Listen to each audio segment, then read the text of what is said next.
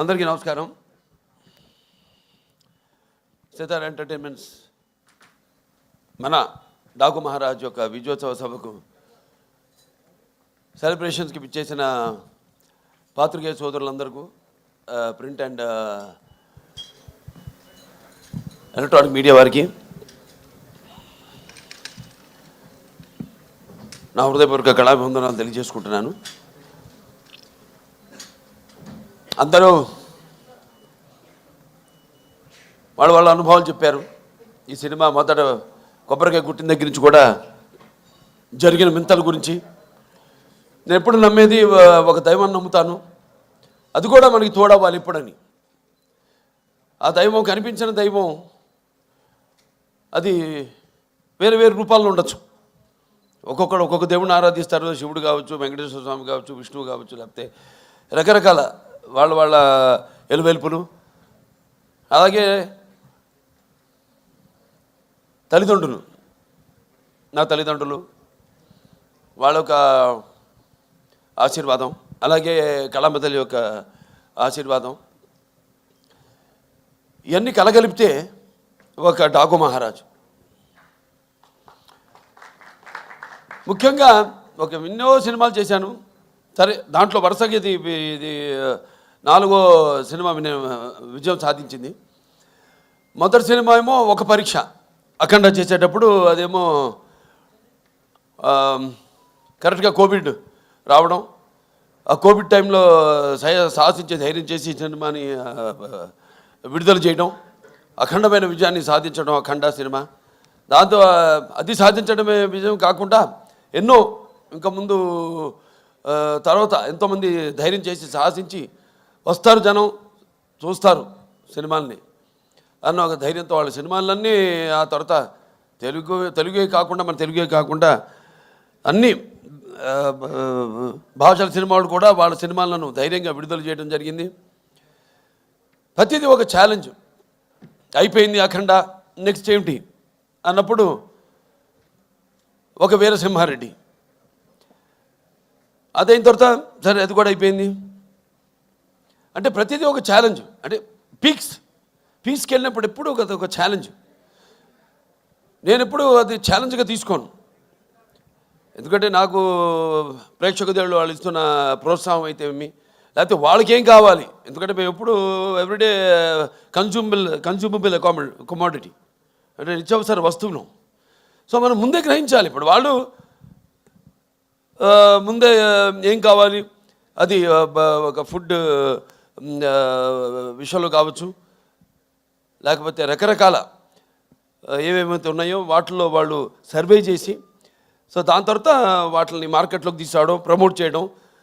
దాని తర్వాత అలాగే ఈ సినిమా కూడా, ఎందుకంటే ఈ సినిమా అనేది మనిషి ఒక ఈ దినచర్యల్లో అంటే సతమవుతూ అన్న పానీయాలు అనే అవసరాలతో పాటు ఈ సినిమాను కూడా ఎంచుకున్నాడు. కాబట్టి ఆ సినిమా ఎలా ఉండాలి, ప్రేక్షకులు ఎటువంటి సినిమాని మనం అందించాలి అన్నది ఆలోచించుకోవలసిన విషయం.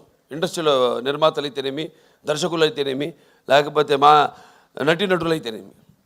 అటువంటిది దాని తర్వాత ఒక నేలకొండ భగవంత్ కేసరి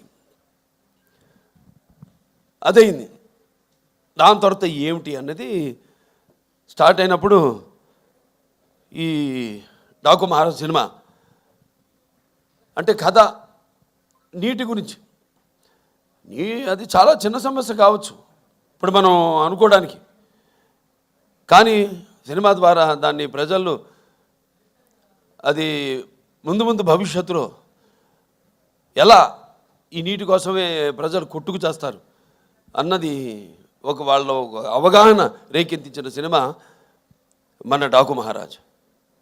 టైటిల్ దగ్గర నుంచి కూడా ఒక ఛాలెంజ్, ఏం టైటిల్ పెట్టాలి సినిమాకి.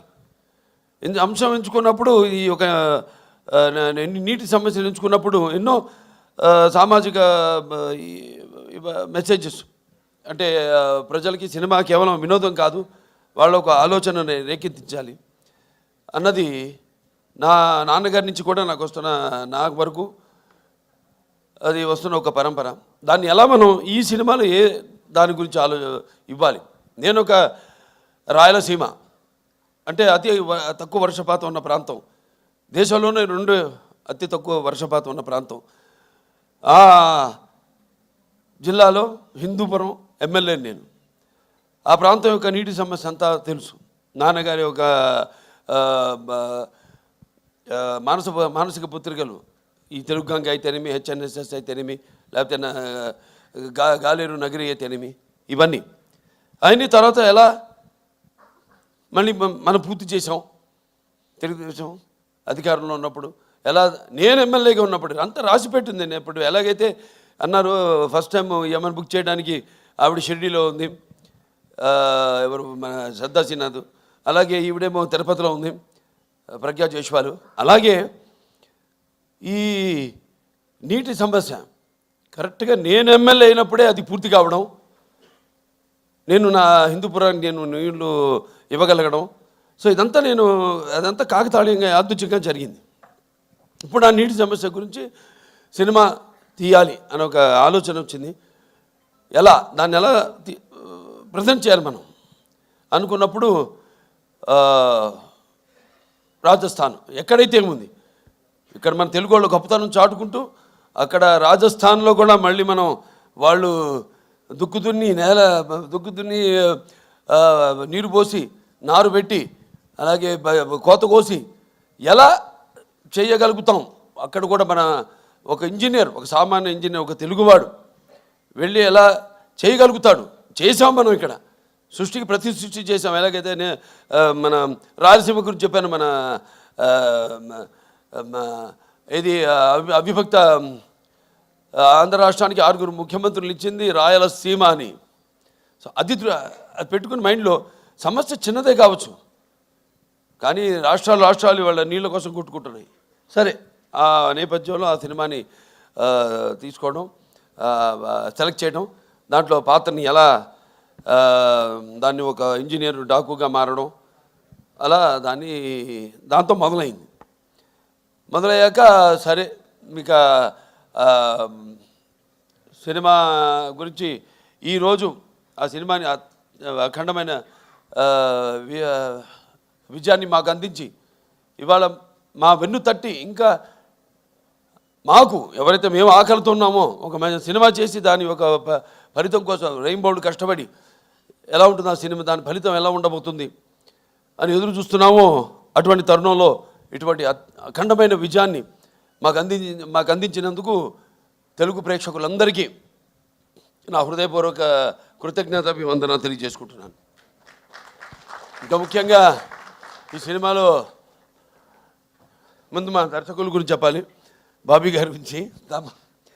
అంటే బుచ్చాలు ఎలా ఏటమూలుగా జారితే ఎంత అందంగా ఉంటాయి కనపడడానికి, అలా ఎంతో అందంగా ప్రతి నటుడి దగ్గర నుంచి కూడా హావభావాలను రాబట్టుకోగలిగాడు మా దర్శకుడు బాబీ. అలాగే బాబీ ఎలాంటి ఒక ప్రియుడిని ప్రేమించినట్టు నన్ను ప్రేమించేసి ఏది వదలకుండా ఎంతో సున్నితంగా ఎంతో నాలో అయిన నట విశ్వరూపాన్ని ఆవిష్కరింపజేసిన బాబీకి నా హృదయపూర్వక కృతజ్ఞతలు తెలియజేసుకుంటున్నాను. ఒక నమ్మకం, ఏదైనా ఒక నమ్మకం ఉంటాను. అంటే ఆయన చూడడానికి ఎంత స్టైలిష్గా ఉంటాడు ఆయన, అలాగే ఫస్ట్ హాఫ్లో కూడా నన్ను అంత స్టైలిష్గా చూపించాడు ఆయన బ్రహ్మాండంగా.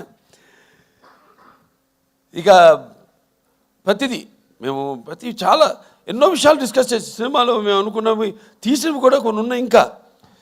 కానీ సినిమా నిడువును పెట్టి ఎంత ఉండాలి సినిమా అంతే. ఒక చిన్న పాయింట్ నాకు ఇప్పుడు అంటుంటాను, సినిమాని ప్రేమించకూడదు మనం, సినిమా తీయాలి అంతే. ప్రేమించామంటే ఇక మన కంట్రోల్లో ఉండదు సినిమా అన్నది, వెళ్ళిపోతుంది. 3 గంటలు కూడా దాటుతుంది సినిమా. అలా కాదు, చెప్పేదైతే చిన్న పాయింట్ మంచి సన్నివేశాలతో క్లుప్తంగా ఇవ్వగలిగితే అది డెఫినెట్గా సక్సెస్ అవుతుంది ఆ సినిమా అన్నది. అలాగే బ్రహ్మాండంగా వాళ్ళ టీము అందరు కూడా బ్రహ్మాండంగా వర్క్ చేసి ఇవాళ డైరెక్షన్ డిపార్ట్మెంటు క్రాంతి అయితేనేమి, లేకపోతే సోమరాజు గారు అయితేనేమి, రాధాకృష్ణ గారు అందరూ, అలాగే ఆయన రైటర్స్ మిగతా మన మోహన్ కృష్ణ గారు, చక్రి గారు, వినీత్ గారు అయితేనేమి అందరూ ఎంతో బ్రహ్మాండంగా దాన్ని అందరూ కష్టపడి ఈ కథను చేయడం జరిగింది, ట్రీట్ చేయడం జరిగింది. ఇక మా తమన్ గారి గురించి వేరే ప్రత్యేకంగా చెప్పక్కర్లేదు. అందరితో ఇంటి పేరు మార్చేశారు. ఇప్పుడు నందమూరి ఎస్ఎస్ తమన్ కాదు, నందమూరి తమన్ అని. కానీ నేనంటాను ఈ రోజు నుంచి నందమూరి కూడా కాదు, ఎన్బికే తమన్ అని. అది బెటర్గా ఎన్బికే తమన్ అని నామకరణం చేస్తున్నాను. అలాగే ప్రతి ఒక్కళ్ళ గురించి చెప్పుకోవాలి సినిమాలో. మా రైటర్స్ అనంత శ్రీరామ్ గారు అయితేనేమి, అటు కాసర్ల శ్యామ్ గారు అయితేనేమి, సాహిత్యం అద్భుతమైన. ఇందాక అనంత శ్రీరామ్ గారు పాడుతుంటే నా కళ్ళల్లో నీళ్లు, అంటే చుక్క చుక్క పాట అద్భుతం. దాంతో చిన్ని చిన్ని అద్భుతం పాటలు. అలాగే మా కాసర్ల శ్యామ్ గారు అటు దబిడి దిబిడి మంచం మాస్ సాంగ్, ఐటమ్ సాంగ్ అన్నది. ఎందుకంటే ఏదో ఒక అమ్మాయి వచ్చి డాన్స్ చేసి వెళ్ళిపోవడం కాదు కదా, అమ్మాయి కూడా ఒక పాత్ర ఉంది ఆ సినిమాలో, ఓరేశ్వర ఒకటేలాగే. సో అద్భుతంగా ఆ పాట, దాని తర్వాత సర్కార్ పాట ఎంతో అద్భుతంగా అన్నీ కుదిరినాయి ఈ సినిమాకి. ఇక మా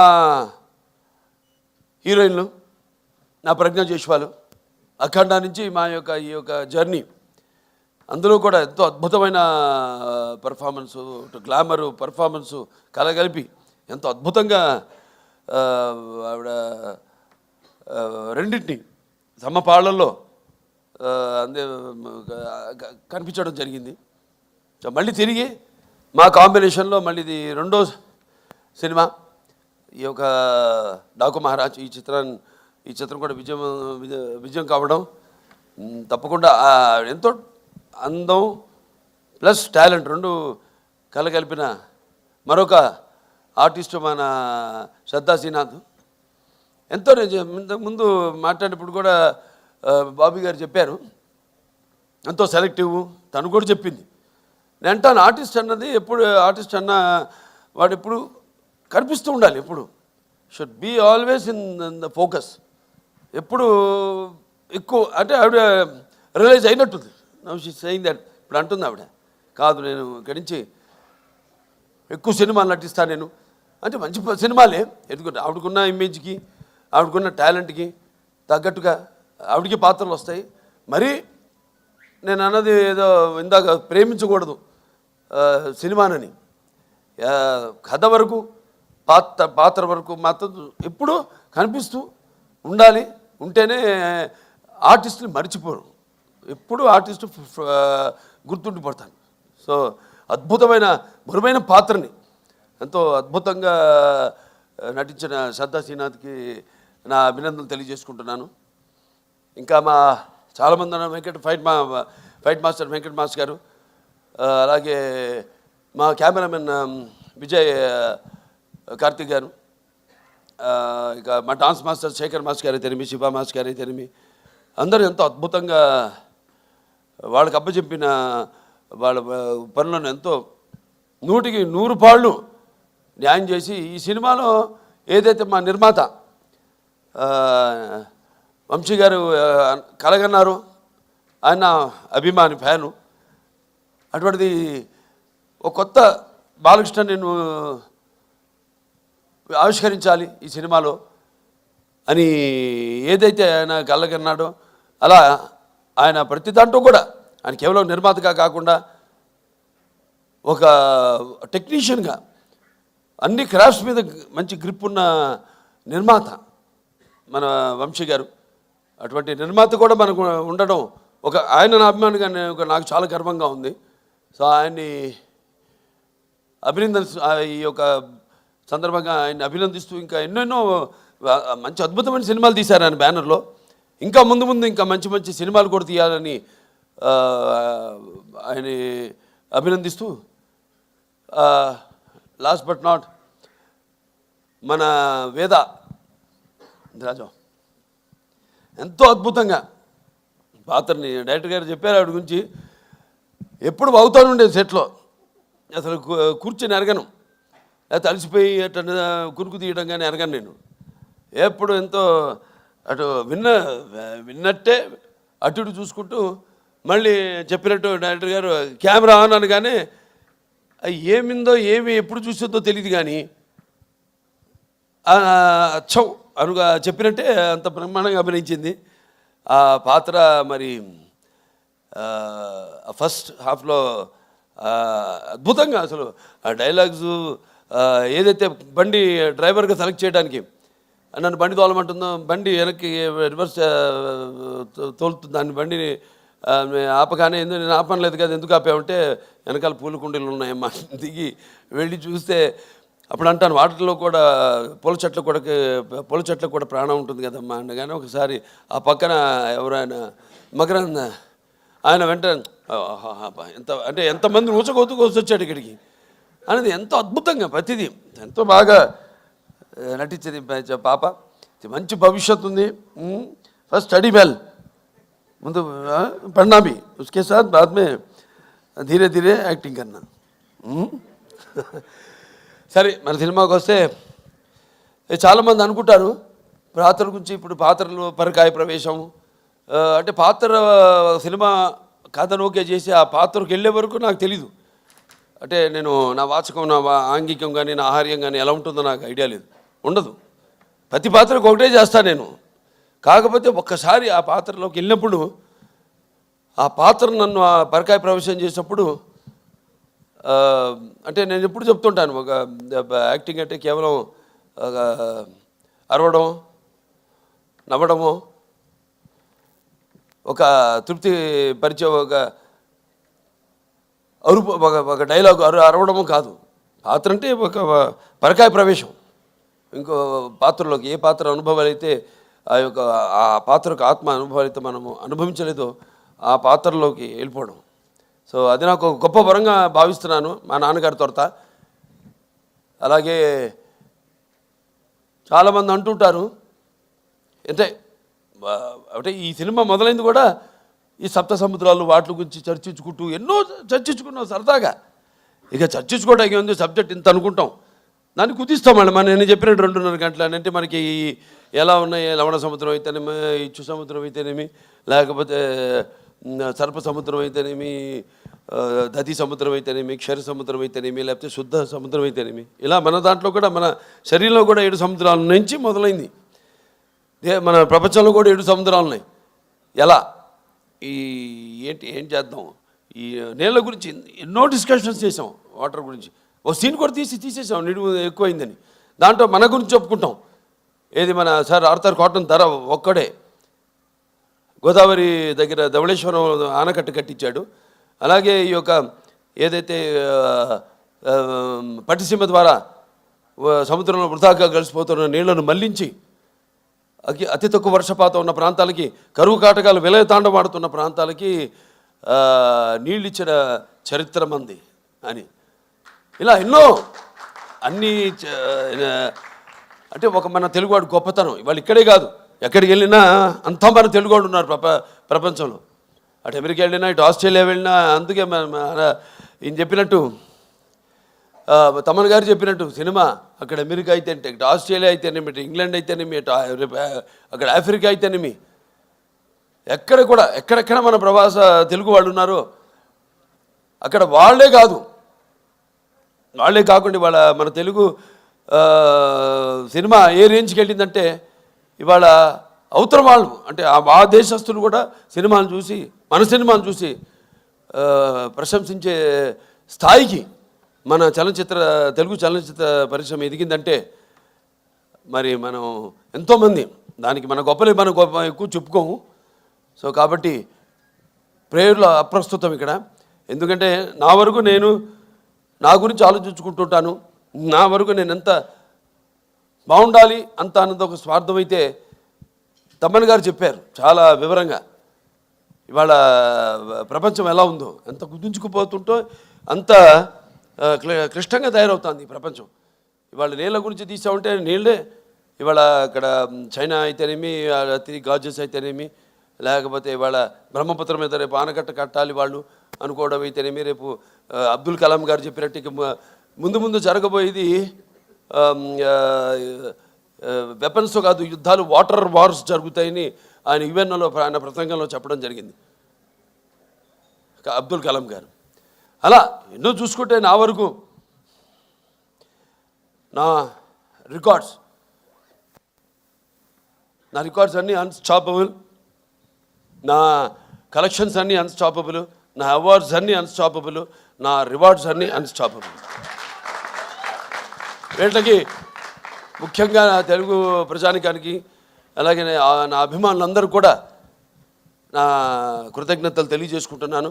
ఎందుకంటే మనం ఇచ్చిన దాన్ని ఆదరించి కొత్తదనాన్ని ఎప్పుడు ఆస్వాదిస్తారు మన తెలుగు వాళ్ళు అన్నదానికి ఒక నిదర్శనం. అంటే నాకేంటంటే సినిమా అంటే ఒక భాషా భేదం కానీ, లేకపోతే ఒక ఆడమ్మగా తేడా కానీ, లేకపోతే దానికి దారిద్రది తారతమ్యములు కానీ, పండిత పామరాది పట్టుబిడుపులు కానీ, దురభిమానులనే అడ్డుకోడలు ఉండవన్నది నాకు నమ్మకం. అటువంటిది మంచి సినిమాని ఈరోజు ఈ ఒక మన ఈ డాకు మహారాజ్ని అందరూ ప్రేక్షకులందరూ ఆదరించారంటే మరి మన వాళ్ళ తత్వం, వాళ్ళ నేచర్ ఏంటో అంటే ఒకసారి నేను అన్నట్టు మంచి తీస్తే ఏదైనా వాళ్ళు స్వీకరిస్తారు, బ్రహ్మరథం పడతారు అన్న దానికి ఇవాళ ఈ డాకు మహారాజ్ సక్సెస్ ఒక పెద్ద ఉదాహరణ. సో వాళ్ళందరూ కూడా నా తెలుగు ప్రేక్షక దేవుళ్లకు అభిమానులకు అందరికీ నా కృతజ్ఞతలు తెలియజేసుకుంటూ, అలాగే ఈ సినిమా ఒక సక్సెస్ ఫంక్షన్ అనంతపూర్లో చేద్దామని అనుకున్నప్పుడు ఆ క్రితం ముందు రోజు ఒక అనుకోని సంఘటన జరగడం, దాంతో మళ్ళీ దాన్ని క్యాన్సిల్ చేయడం, ఎంతో వ్యయప్రయాసాలు కూర్చి అభిమానులు అక్కడ మా టీంని స్వాగతం పలకడానికి ఎన్నో ఏర్పాట్లు చేసుకున్నారు వాళ్ళంతా. అటువంటిది క్యాన్సిల్ అయింది, వెళ్ళలేకపోయాం. రేపు 22 వచ్చే 22 అంటే బుధవారం అక్కడ అనంతపూర్ వాళ్ళ సమక్షంలోనే అనంతపూర్ అభిమానులు అక్కడ మా ప్రజల యొక్క సమక్షంలో రేపు ఈ యొక్క డాకు మహారాజ్ యొక్క విజయోత్సవ పండుగను అక్కడ జరుపుకోబోతున్నాం అని చెప్పుకోవడానికి ఎంతో సంతోషంగా ఉంది. సో చాలా మరొకసారి అందరికీ నా ధన్యవాదాలు తెలియజేసుకుంటున్నాను. ఇక ముఖ్యంగా పాత్రికేయ సోదరులందరికీ, ప్రింట్ అండ్ ఎలక్ట్రానిక్ మీడియా వారందరూ కూడా ఒక మంచి సినిమాని ఇచ్చినందుకు మంచి రివ్యూస్ ఇచ్చి దాన్ని ప్రచారకర్తలుగా ఇప్పుడు ఏదైనా ఉంటుంది, ఒక ప్రభుత్వం ఒకటి అనుకుంటే దాన్ని మరి ప్రజల్లోకి తీసుకెళ్ళేది ఎవరంటే కింద బ్యూరోక్రాట్స్, దాన్ని ఇన్కార్పొరేట్ చేయడం. అటువంటిది మంచి సినిమానికి మంచి రివ్యూస్ ఇచ్చి ప్రజల్లోకి తీసుకెళ్ళిన నా పాత్రికేయ సోదరులందరూ కూడా నా కృతజ్ఞతలు చేసుకుంటూ మరొకసారి అందరికీ టీం అంటే కార్ డ్రైవర్ నుంచి కూడా ప్రొడక్షన్ బాయ్ వరకు మాకు వంటలు వండి పెట్టిన వంటవాడి దగ్గర నుంచి కూడా ప్రతి ఒక్కరికి పేరు పేరున నా కృతజ్ఞతలు తెలియజేసుకుంటూ నేను సెలవు తీసుకుంటున్నాను.